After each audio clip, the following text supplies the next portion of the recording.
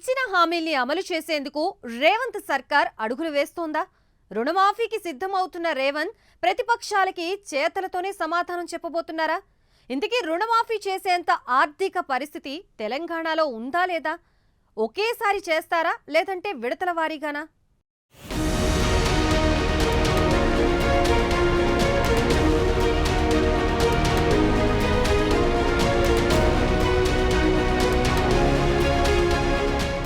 అధికారంలోకి రావడమే టార్గెట్ గా పార్టీల అధినేతలు అనేక హామీలిస్తారు. అధికారంలోకి వస్తే ఇచ్చిన హామీలను నెరవేర్చడానికి నానా అవస్థలు పడతారు. కొందరైతే హామీలను గాలి కుదిలేస్తారు. ఇప్పుడు విషయమేమిటంటే, అధికారంలోకి రావడమే లక్ష్యంగా కాంగ్రెస్ అధ్యక్షుడి హోదాలో రేవంత్ రెడ్డి మొన్నటి అసెంబ్లీ ఎన్నికల సమయంలో 6 గ్యారంటీస్ ప్రకటించారు. అందులో రైతు రుణమాఫీ చాలా ప్రధానమైనది. 2 లక్షల రూపాయల వరకు రైతన్నలకు ఉన్న రుణాలు మాఫీ చేస్తామని రేవంత్ ప్రకటించారు. అనేక అంశాలకు తోడు 6 గ్యారంటీస్ ప్రకటించి అధికారంలోకి వచ్చారు. వచ్చిన తర్వాత 4 హామీలను అమలు చేశారు. కానీ ముఖ్యమైన రుణమాఫీ హామీని ఆగస్టు 15వ తేదీకి వాయిదా వేశారు.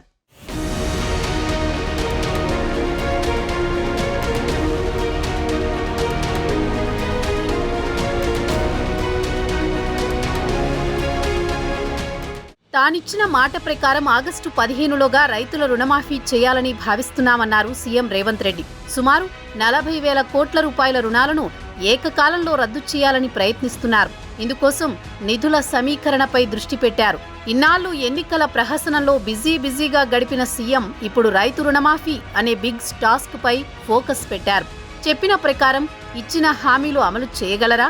రైతు రుణమాఫీపై ప్రభుత్వం ముందున్న ఆప్షన్స్ ఏంటి? అసలు అంత డబ్బు సర్కారు వద్ద ఉందా? ఇప్పుడు చర్చనీయాంశమవుతున్న ప్రశ్నలు ఇవే.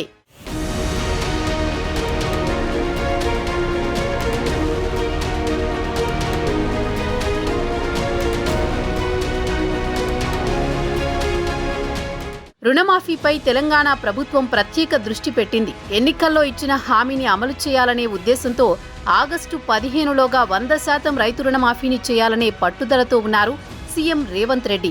15లోగా 2 లక్షల్లోపు ఉన్న రైతు రుణాలను మాఫీ చేయాలని, ఇందుకోసం అవసరమైన చర్యలు తీసుకోవాలని అధికారులను ఇప్పటికే ఆదేశించారు సీఎం రేవంత్ రెడ్డి.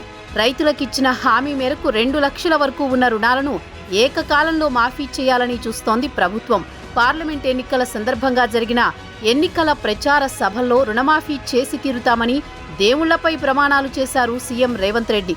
ఇప్పుడు పార్లమెంట్ ఎన్నికలు ముగియడంతో సీఎం రేవంత్ పూర్తిగా పరిపాలనపై ఫోకస్ పెట్టారు. ముందుగా రైతు రుణమాఫీ ప్రభుత్వం ముందున్న అవకాశాలను వెతుకుతున్నారు. గతంలో రుణమాఫీపై అవలంబించిన విధానాలపై అధ్యయనం చేయాలని భావిస్తోంది ప్రభుత్వం. కేంద్రంలో యూపీఏ ప్రభుత్వం హయాంలో ఏకకాలంలో రైతు రుణాలను మాఫీ చేశారు. దేశవ్యాప్తంగా కేంద్ర ప్రభుత్వమే రుణాలను మాఫీ చేయడంతో రాష్ట్ర ప్రభుత్వంపై భారం పడలేదు. రెగ్యులర్ రుణాలను రెన్యువల్ చేసిన రైతులకు ప్రోత్సాహకంగా రాష్ట్ర ప్రభుత్వం సహాయం చేసింది. ఇక రాష్ట్ర విభజన తర్వాత 1,00,000 రూపాయల రుణమాఫీని కేసీఆర్ ప్రభుత్వం మొదటి టర్మ్లో అమలు చేసింది. 1,00,000 రూపాయల రుణాలను 4 భాగాలుగా విభజించి ప్రతి ఏటా 25,000 రుణాలను ప్రభుత్వం మాఫీ చేసింది. మొదటి టర్మ్లో తెలంగాణలో 35.31 లక్షల మంది రైతులకు 16,144 కోట్ల రూపాయలు మాఫీ అయ్యాయి. ఇక రెండో టర్మ్లో కేసీఆర్ ప్రభుత్వం 1,00,000 రూపాయల హామీ ఇచ్చినా పూర్తి స్థాయిలో అమలు కాలేదు.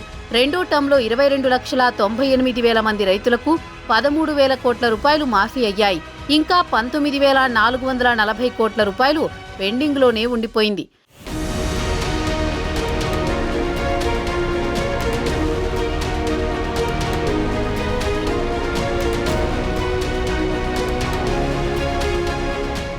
ఇప్పుడు రేవంత్ రెడ్డి ప్రభుత్వం 2 లక్షల వరకు రుణాలను మాఫీ చేస్తామని హామీ ఇచ్చింది. 2 లక్షల వరకు రుణాలు మాఫీ చేయాలంటే దాదాపు 40,000 కోట్ల రూపాయల నిధులు సమీకరించాల్సి ఉంటుంది. ఇంత భారీ ఎత్తున రుణం మాఫీ చేయాలంటే అనేక చిక్కులు, మరెన్నో సవాళ్లను ప్రభుత్వం ఎదుర్కోవాల్సి ఉంటుందని ఆర్థికవేత్తలు హెచ్చరిస్తున్నారు. సీఎం రేవంత్ రెడ్డి మాత్రం ఇచ్చిన మాట ప్రకారం రుణాలన్నింటినీ ఏకకాలంలో మాఫీ చేయాలని చూస్తున్నారు.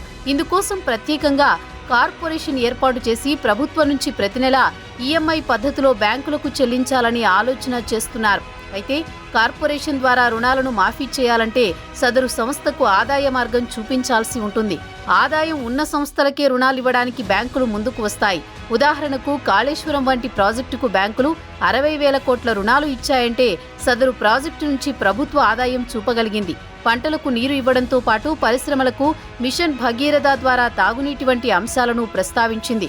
ఇప్పుడు రుణాల కోసం ఏర్పాటు చేసే కార్పొరేషన్ నుంచి ఎలాంటి ఆదాయం వస్తుందని చూపుతారనేది ప్రశ్నార్థకంగా మారింది.